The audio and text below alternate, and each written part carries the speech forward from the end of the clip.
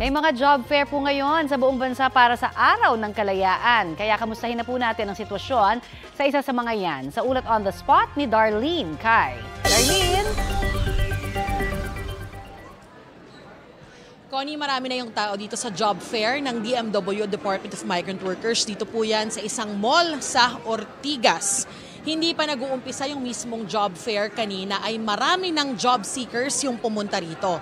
Ayon sa DMW, may 3,630 na job orders dito ngayong araw mula sa 10 participating job recruitment agencies patungo sa 16 na bansa. Yan ay sa Saudi Arabia, USA, Japan, Poland, Austria, UK, Indonesia, Australia, UAE, Germany, Macau, British Virgin Islands, Lithuania, Guam, Papua New Guinea at Slovakia.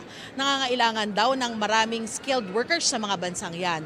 May polyeto rito sa iba't ibang mga booths ng recruitment agencies na mga dapat puntahan para sa trabahong akma para sa kanila.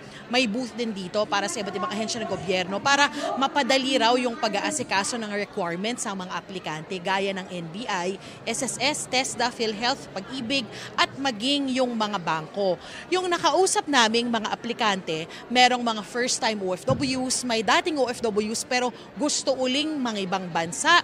Pero meron ding mga OFWs na sa kasalukuyan pero gusto ng iba o mas magandang oportunidad.